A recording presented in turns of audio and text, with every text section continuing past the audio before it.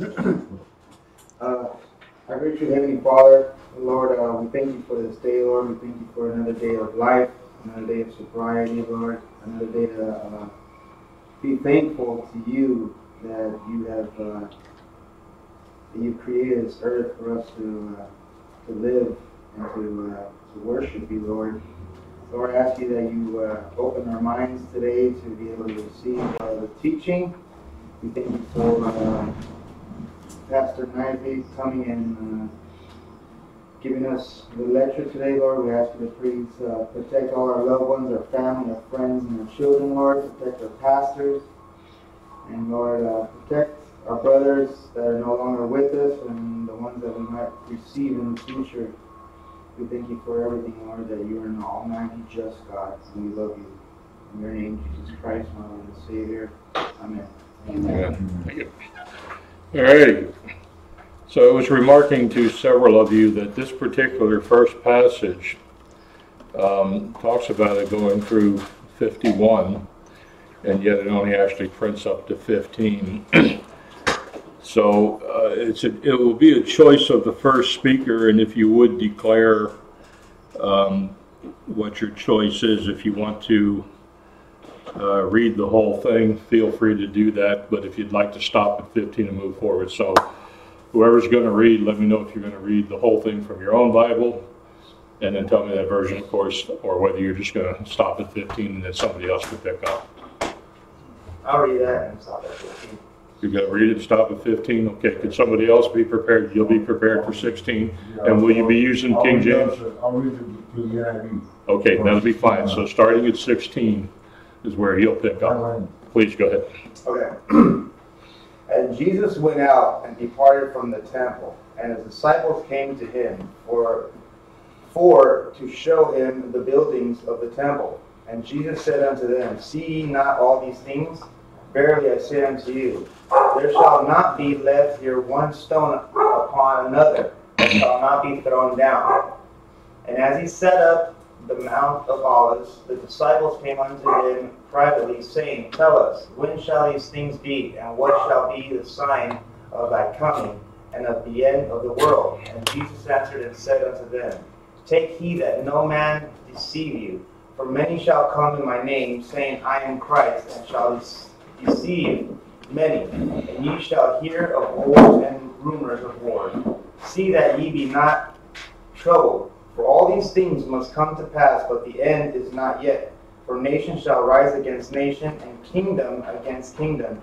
And there shall be famines and pestilences, right? Yes, Pestilences right. and earthquakes in divers places.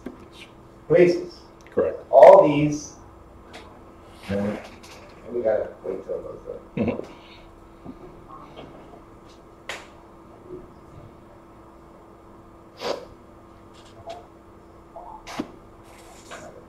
All these, and no man, your Father upon the earth. Wait, hold on a second. Let's see. Number 8. Verse 8 is where we should be. Okay.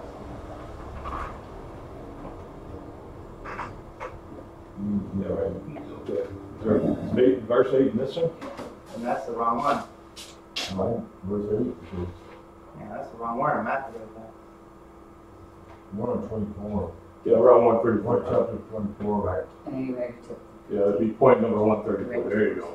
Now verse 8 is where we should be right now. All these are the beginning of sorrows.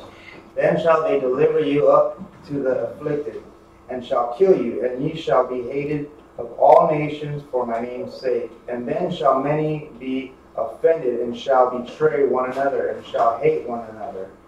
And many false prophets shall rise, and shall deceive many. And because iniquity shall abound, the love of many shall wax cold. But he that shall endure unto the end, the same shall be saved. And this gospel of the kingdom shall be preached in all the world for a witness unto all nations, and then shall the end come. When ye therefore shall see the abomination of desolation spoken of by Daniel the prophet stand in the holy place, whoso readeth, let him understand. You can bring out the NIV. All right. Then let those who were in Judea flee to the mountains.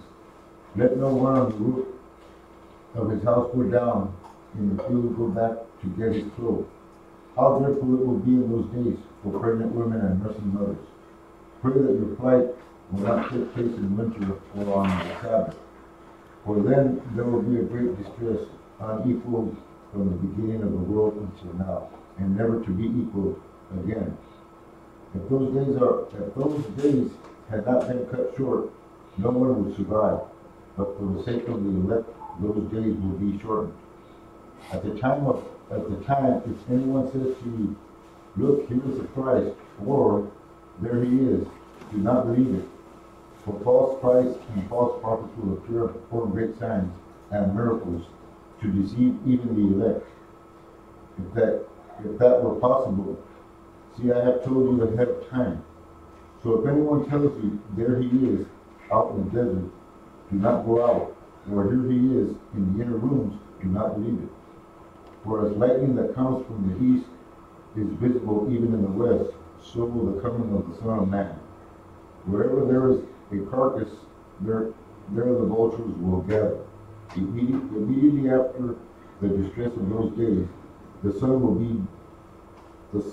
be darkened, and the moon will not give its light. The stars will fall from the sky, and the heavenly bodies will be shaken. At the time, the sign of the Son of Man will appear in the sky, and all the nations of the earth will mourn. They will see the Son of Man coming in the clouds of the sky with power and great glory. And he will send his angels with a loud trumpet call, and they will gather his elect from the four winds, from one end of the heavens to the other, from one end of the heavens to the other. Now learn this lesson from the fig tree. As soon as its twigs get tender and its leaves come out, you know that summer is near. Even so, when you see all these things, you know that it is near, right at the door. I tell you the truth, this generation will certainly not pass away until all these things have happened. Heaven and earth will pass away, but my words will never pass away. No one knows about that day or hour, not even the angels in heaven, nor the Son, but only the Father. As it was in the days of Noah, so it will be at the coming of the Son of Man. For in the days before the flood, people were eating and drinking, marrying and giving in marriage, up to the day Noah entered the ark. And they knew nothing about what would happen until the flood came and took them all away. This is how it will be at the coming of the Son of Man. 2 men will be in the field, one will be taken and the other left. 2 women will be grinding with the handmill, one will be taken and the other left. Therefore keep watch, because you do not know on what day your Lord will come. But understand this, if the owner of the house had known at the time of night the thief was coming, he would have kept watch and would not have let his house be broken into. So you also must be ready, because the Son of Man will come at an hour when you do not expect him. Who then is the faithful and wise servant, whom the master has put in charge of the servants in his household to give them their food at the proper time?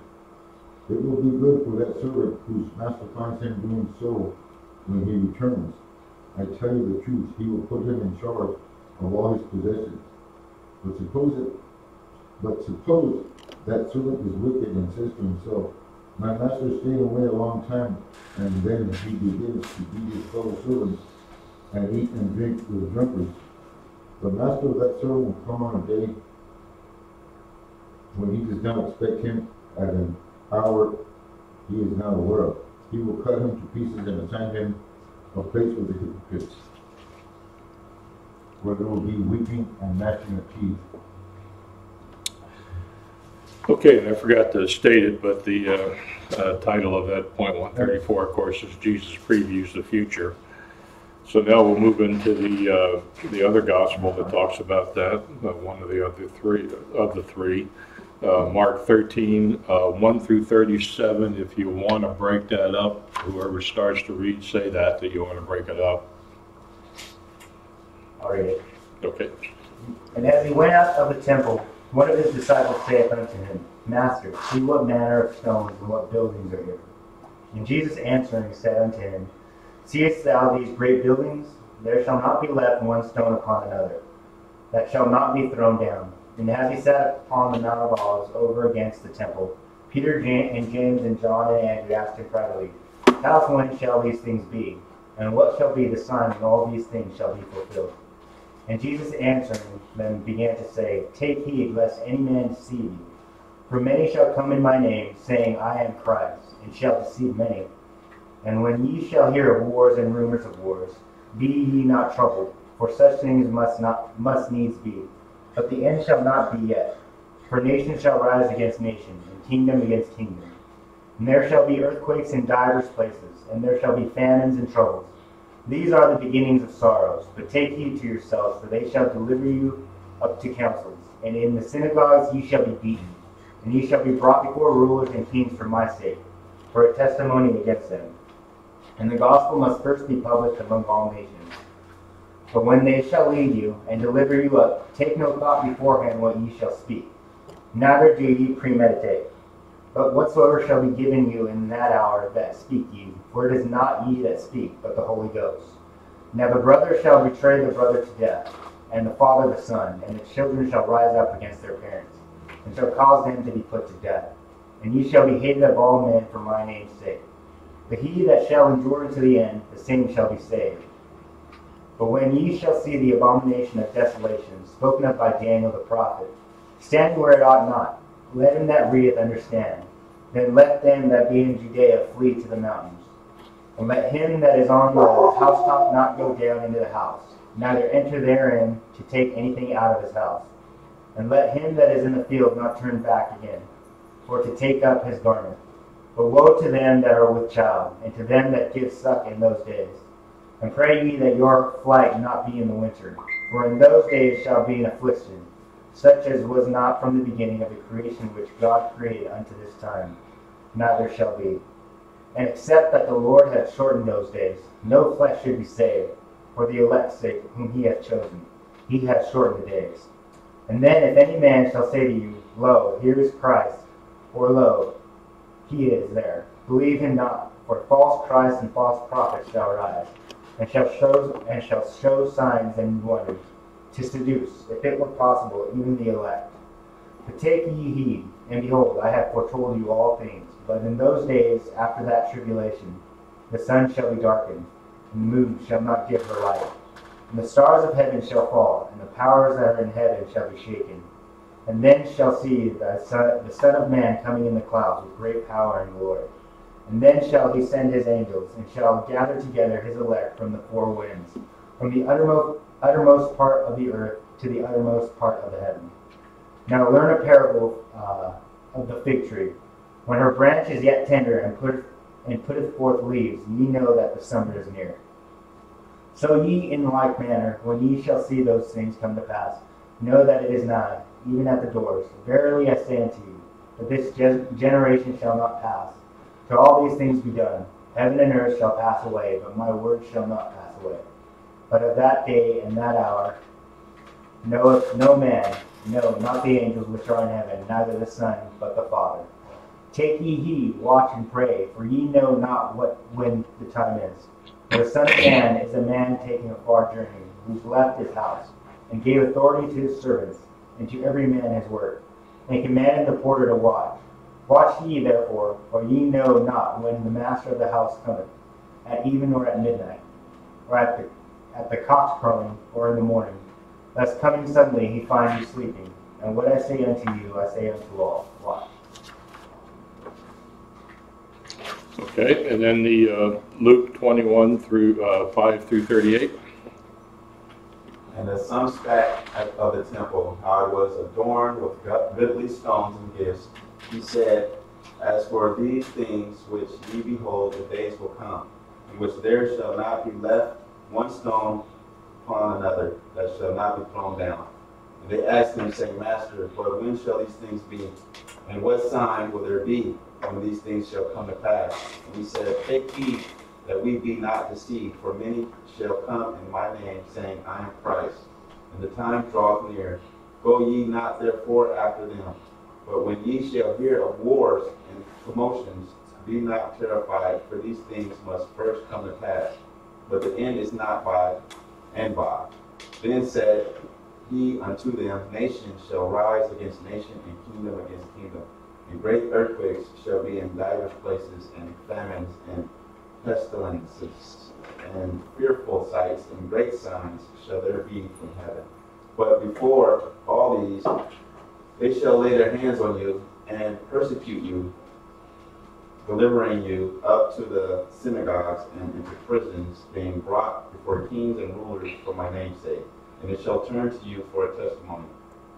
Settle it, therefore, in your heart not to meditate before what ye shall answer. For I will give you a mouth and wisdom, which all your adversaries shall not be able to gainsay nor resist. And ye shall be betrayed both by parents and brethren and kinsfolks and friends, and some of you shall they cause you to be put to death.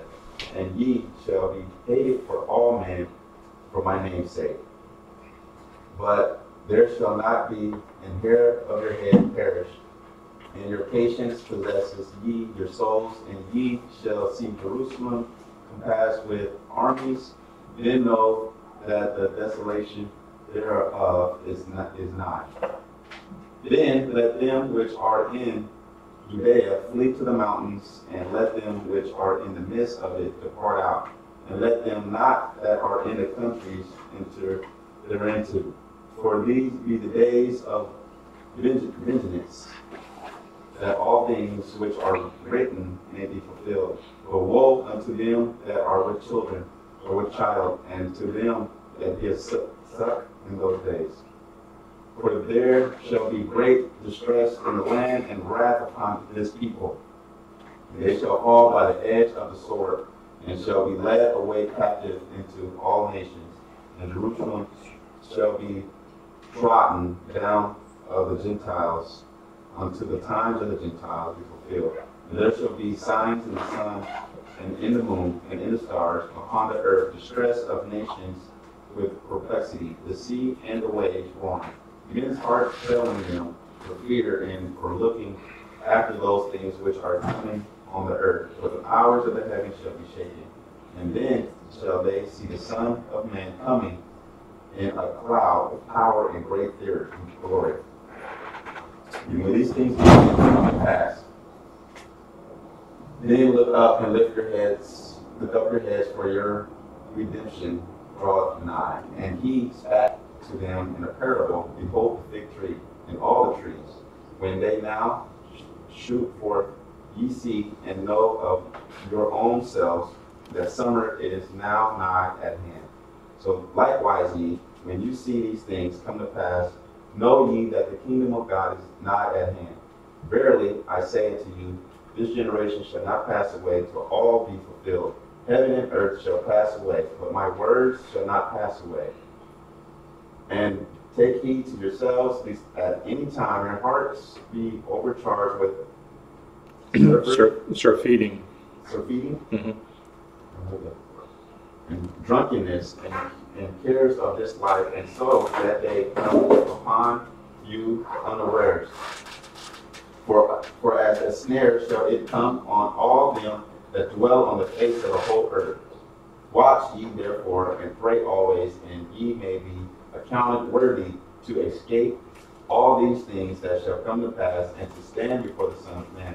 And in the daytime he was teaching in the temple, and at night he went out and abound in the mount that is called the Mount of Olives. And all the people came early in the morning to him in the temple for to hear him. Okay. And then number 135 now is the parable of the virgins, and that's Matthew 25, 1 through 13. I'll read up the board. Okay. Then shall the kingdom of heaven be likened unto 10 virgins, which took their lamps and went forth to meet the bridegroom. And 5 of them were wise, and 5 were foolish. That they were foolish took their lamps and took no oil with them. But the wise took oil in their vessels with their lamps. While the bridegroom tarried, they all slumbered and slept.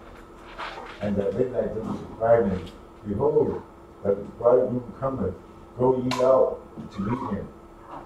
Then all the virgins arose and trimmed their lamps. And the foolish said unto the wise, give us your oil, for our lamps are gone out or going out. But the wise answered, saying, not so, lest there be not enough for us and you, but go ye rather to them and sell, and buy for yourselves. And while they went to buy, the bridegroom came, and that they were ready to went in with him to the marriage, and the door was shut. Afterward came also the other virgins, saying, Lord, open to us. But he answered and said, verily I say unto you, I know you not. Watch therefore, for ye know neither the day nor the hour wherein the Son of Man cometh. Okay. And, pardon me? No, that's it. Okay. And then point number 136, the parable of the talents, Matthew 25:14 through 30. NASB, for it is just like a man about to go on a journey called his own slaves and entrusted his possessions to them. To one he gave 5 talents, to another 2, and to another 1, each according to his own ability. And he went on his journey. Immediately the one who had received the 5 talents went and traded with him, and gained 5 more talents. In the same manner, the one who had received the 2 talents gained 2 more. But he who received the 1 talent went away and dug a hole in the ground and hid his master's money. Now after a long time, the master of those slaves came and settled accounts with them. The one who had received the 5 talents came up and brought 5 more talents, saying, Master, you entrusted me 5 talents to me. See, I have gained 5 more talents. His master said to him, well done, good and faithful slave.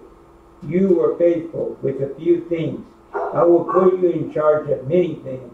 Enter into the joy of your master. Also the one who had received the 2 talents came and he said, Master, you entrusted me 2 talents to me. See, I have gained 2 more talents. His master said to him, well done, good and faithful slave. You were faithful with a few things. I will put you in charge of many things. Enter into the joy of your master. And the one who had received also the 1 talent came up and said, Master, I knew you would be a hard man, reaping where you did not sow and gathering where you have not scattered no seed. And I was afraid and went away and hid your talent in the ground. See, you have what is yours. But his master answered and said to him, you wicked, lazy slave, you knew that I reap where I did not sow and gather where I scattered no seed. Then you ought to have put my money in the bank, and on my arrival I would have received my money back with interest. Therefore take away the talents from him and give it to the one who has the 10 talents. For to everyone who has, more shall be given, and he who has an abundance shall from the one who does not have even what he had, even though does not have even what he does have, shall be taken away. Throughout the worthless slave into the outer darkness, in the place where there would be weeping and gnashing of teeth. Okay, in Matthew 25:31 through 46, Jesus talks about judgment is inevitable. So someone care to read that? NASB again, I'll do that one. Okay. It says, but the Son of Man comes in his glory, and all the angels with him. Then he will sit on his glorious throne. All the nations will be gathered before him, and he will separate them from one another, as a shepherd separates the sheep from the goats. And he will put the sheep on his right and the goats on his left. Then the king will say to those on his right, Come, you shall be blessed of my Father. Inherit the kingdom prepared for you from the foundation of the world. For I was hungry, and you gave me something to eat.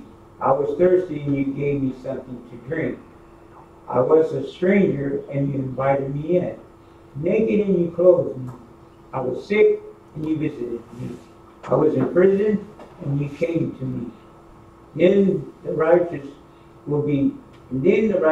will answer him, Lord, when did we see you hungry and feed you, or thirsty and give you something to drink? And when did we see you a stranger and invite you in, or naked and clothe you? When did we see you sick or in prison and came to you? The king will answer and say to them, Truly I say to you, to the extent that you did it to one of these brothers of mine, even the least of them, you did it to me. Then he will also say to those on his left, Depart from me, accursed ones, into the eternal fire, which has been prepared for you for the devil, which has been prepared for the devil and his angels. For I was hungry, and you gave me nothing to eat. I was thirsty, and you gave me nothing to drink. I was a stranger, and you did not invite me in. Naked, and you clothed me not. Sick, and in prison, and you did not visit me. Then themselves also will answer, Lord, when did we see you hungry or thirsty, or stranger, or naked, or sick, or in prison, and did not take care of you? Then you will answer them, Truly I say to you, to the extent that you did not do it to one of the least of these, you did not do it to me. These will go away into eternal punishment, but the righteous into eternal life. That's great. Okay, and point number 138, we're going to talk about Judas covenanting to betray. You have a couple of split passages, Matthew 26, 1 through 5, but then it jumps to 14 through 16. You'll also have the Mark, same sort of a split, so remember to make that. Of course, if you're reading off the board, no problem, but if you're reading from a scripture, you just need to know that difference. So, would someone start his reading there? The board. Okay. And it came to pass when Jesus had finished all these sayings, he said unto his disciples, Ye know that after 2 days the feast of all the Passover, and the Son of Man is betrayed to be crucified. Then they assembled together the chief priests and the scribes and the elders of the people onto the Palace. Of the high priest, who was called Caiaphas. Champus? It's Caiaphas. Caiaphas. Caiaphas. And counseled that they might take Jesus by Subtlety. and kill him. But they said, Not unto the feast day, lest there be an uproar among the people, and answer him to never, and a word in what's that word? In so much. Insomuch that the governor marveled greatly. Now at that feast the governor was wont to release unto the people a prisoner who would, and they had the nobility prisoner called Barabbas. After Yeah, that's it. Okay. That's it. We'll switch over to somebody else. I do want to make a note. Anytime you see a name and it's got a B-A-R as part of the name at the very beginning, B-A-R comes out in Hebrew as son of. So in this case, this guy is the son of Abbas, Now, we don't know who Abbas is, but his name is, in this case, we don't, at least I don't. Maybe some more learned scholars might be out there that know that. I don't. But just whenever you see the word bar, you'll see what we sometimes say, Bar Jesus. You know, if you're Hispanic, you probably say Bar Jesus. You know, but Bar means son of. And Jesus is actually a fairly common name, as you know, it's the same as Josiah and Joshua. All of those actually are the same name. Just a gee whiz there. I don't charge extra for that one. Okay, Mark 14, 1 and 2, as well as 10 through 11. I'll drop the board. Okay. After 2 days was the feast of the Passover and unleavened bread, and the chief priests and scribes sought how they might take him by craft and put him to death. But they said, not on the feast day, lest there be an uproar of the people. And Judas Iscariot, one of the 12, went unto the chief priests to betray him unto them. And when they heard it, they were glad, and promised to give him money, and sought how they might conveniently betray him. Okay, then the parallel passage, Luke 22, 1 through 6. NASB, All right. Luke 22, 1 through 6. Now the feast of the unleavened bread, which is called the Passover, was approaching. The chief priests and the scribes were seeking how they might put him to death, for they were afraid of the people. And Satan entered into Judas, who was called Iscariot, belonging to the number of the 12. And he went away and discussed with the chief priests and the officers how he might betray him to them. They were glad and agreed to give him money. Come on. Yeah. So he consented and began seeking a good opportunity to betray him to them apart from the crowd. Okay. And then the next point, 139, preparation for Passover. This one has all 4 of the Gospels. Gospel writers have written something about it. So let's start with Matthew 26, 17 through 20. Now the first day of the feast of unleavened bread, the disciples came to Jesus, saying unto him, Where wilt thou that we prepare for thee to eat the Passover? He said, Go into the city to such a man and say unto him, The master said, My time is at hand, I will keep the Passover at thy house with my disciples. And the disciples did as Jesus had appointed them, and they made ready the Passover. Now when evening was come, he sat down with the 12. Okay, and then the Mark 14 passage, 12 through 17. The first day of unleavened bread, when they killed the Passover, his disciples said unto him, Where wilt thou that we go and prepare that thou mayest eat the Passover? And he sendeth forth 2 of his disciples, and saith unto them, Go ye into the city, and there shall meet you a man bearing a pitcher of water, follow him. And wheresoever he shall go in, say ye to the good man of the house, The master saith, Where is the guest chamber, where I shall eat the Passover with my disciples? And he will show you a large upper room furnished and prepared. There make ready for us. And his disciples went forth and came to the city, and found as he had said unto them, and they made ready the Passover. And in the evening he cometh with the 12. Okay, and then the Luke 22, verse 7 through 18. Excuse me. Then it came to the day of the Unleavened bread, when the Passover must be killed. And he sent Peter and John, saying, Go and prepare us the Passover, that we may eat. And they said unto him, Where will know that we prepared? And he said unto them, Behold, when ye are entered into the city, there shall a man meet your bearing a pitcher of water, follow him into the house where he entered in, and ye shall say unto the good man of the house, the master says unto thee, where is the guest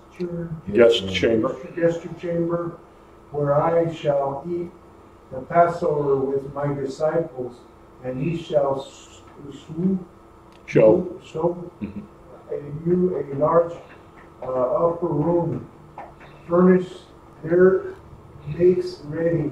And they went and found as he had said unto him, and they made ready the Passover.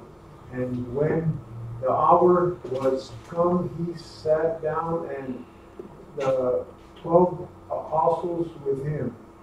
And he said unto them, with the desire, I have desired to eat this Passover with you before I suffer. And I say unto you, I will not any more thanks, and said, take this and deserve among yourselves, for I say unto you, I will not drink of the fruit of the wine until the kingdom of God shall come. Okay, in John 13, 1 and 2. Now before the feast of the Passover, when Jesus knew that his hour was come, that he should depart out of this world unto the Father, having loved his own which were in the world, he loved them unto the end. And supper being ended, the devil having now put into the heart of Judas Iscariot, Simon the son, to betray him. When you consider these passages, and you consider them in light of the times back then, he didn't have front men. He didn't have people, public relations people, that went before him and set everything up and established all this stuff. All of this actually happened by miracle. He describes in the one where a man with a pitcher. Do you know how common it was for a man with a pitcher to be seen? It simply didn't happen. Only women carried pitchers. But he told them to look for a man with a pitcher. Now, consider, how did he communicate that to anybody in advance? How did he do this and that? And all the different logistics, if you will, of being able to set up a place to have the Last Supper. And he was with them all the time. Now, you don't get any sense of what they might have been thinking, whether they would have had those sorts of thoughts or not. But we should have those kinds of thoughts and understand that even though these aren't classified as miracles per se, certainly they are miracles. Yes, sir. I know it's going to be a silly question I'm going to ask, but that's all they had is leavened bread and wine. That's all they ate, or did you have something else? Well, I think you need to ask Leonardo da Vinci that, because he had about this really neat table, and they didn't have tables back then. And certainly if they were going to sit at a table, would they sit at this long table and chat with them? Of course not. They sat on cushions and they had a little thing in front of them. But very likely they had something else to eat. I don't know what the diet was. That would be a pretty neat research topic to figure out what they actually had. I was wondering that. I wonder if they had, a glass of wine and a pitcher of wine and nachos, Yes. Being that it was a Passover, weren't they? Didn't they roast that? It's probably lamb. Yeah, they were probably having lamb burgers or something, The Seder steak. Yeah. Yeah, it would have to be, whatever the sacrifice was. I don't remember all that. I do remember that I went to Jerusalem a few years back. I'm kind of a fussy eater, especially of foreign foods. And I really thought, because it's Israel, they're probably not going to have any pork. or beef. And so I was prepared to have lamb burgers, and I don't even know, I doubt seriously whether I've ever eaten lamb in my life, but I don't think I would like lamb all that much. But interestingly enough, because even though it is Israel, you also have Arabs there as well, and you have people of other cultures. So I was able to pretty much find hamburgers and stuff like that anyway.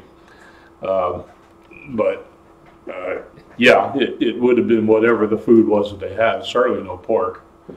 No self-respecting Jewish person would even have a pig anywhere near them, let alone the meat thereof and all the other kinds of things. But, they probably today's vegan maybe would have liked them. Maybe that's what they had. So if there's any vegans out there, you probably would have liked that meal. I don't know. I don't know. But it's interesting to speculate that. And I know somewhere, there's a scholar that wrote about that topic. I don't know how I don't know whether a Google search engine would bring it up or not, but that would be interesting to hear that somebody wants to do that. And I've thrown this out for people in the past and never heard a response to any of it, but I put it out there. And I do not at all mind if you interrupt the class and whatever else, and we talk about that, and you say, about 17 weeks ago, Don, we were talking about so and so. Okay, well, let's deal with it. Yeah, tell me about it, and we'll go from there. So yeah. Let's move on to number 140, a carnal desire for greatness. Luke 22, verses 24 through 27. Okay. And there was also a strife among them, which of them should be accounted the greatest. And he said unto them, the kings of the Gentiles exercise lordship over them, and they that exercise authority upon them are called benefactors. But ye shall not be so, but he that is greatest among you, let him be as the younger, and he that is chief as he that doth serve. For whether is greater, he that sitteth at meat, or he that serveth is not he that sitteth at meat, but I am among you as he that serveth. I think by now many of you have gotten the understanding that one of the things certainly that Jesus has espoused, that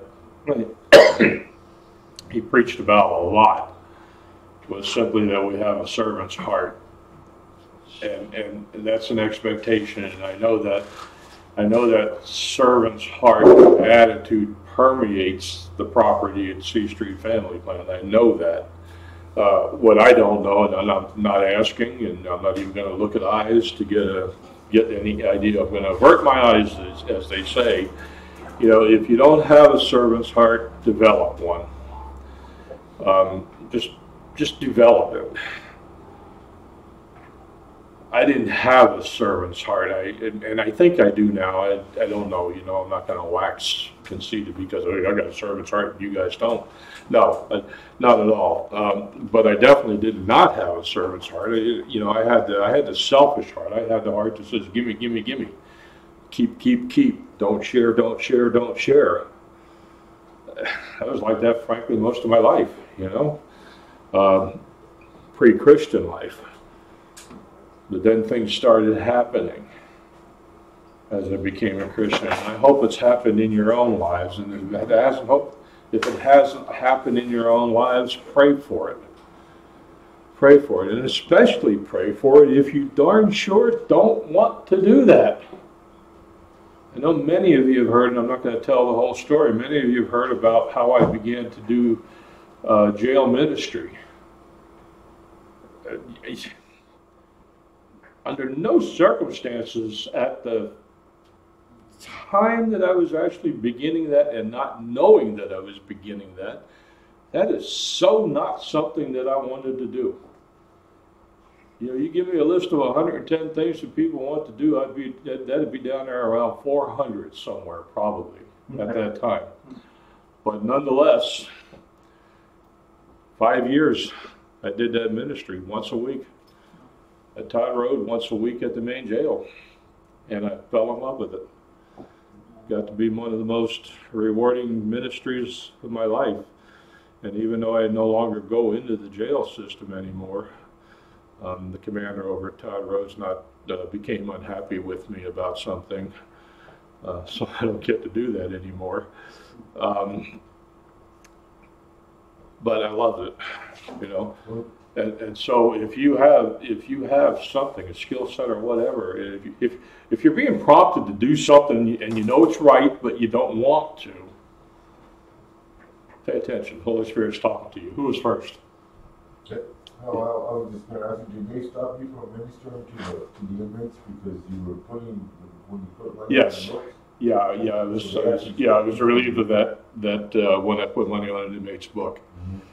I think he was up for, if I remember correctly, he was up for murder.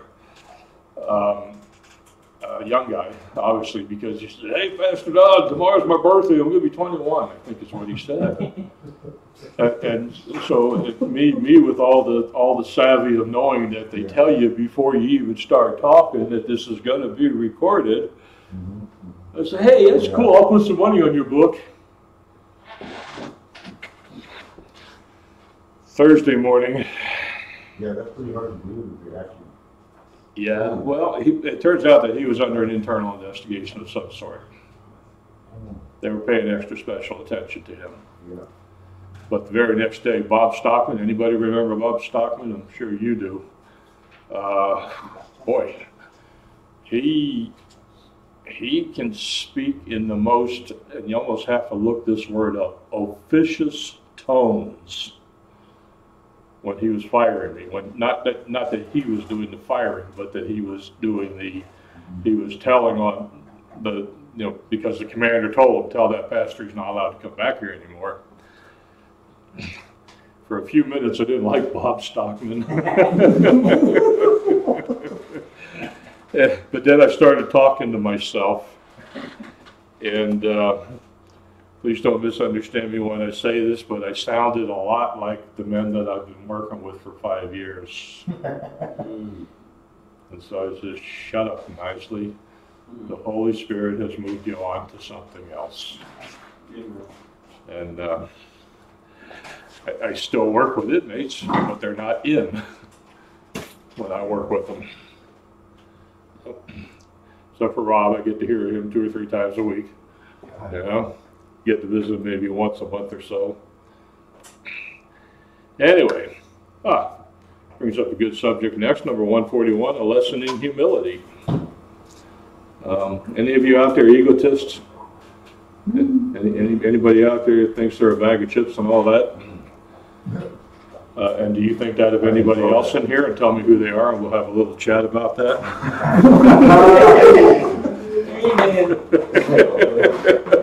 I've listened to some of you.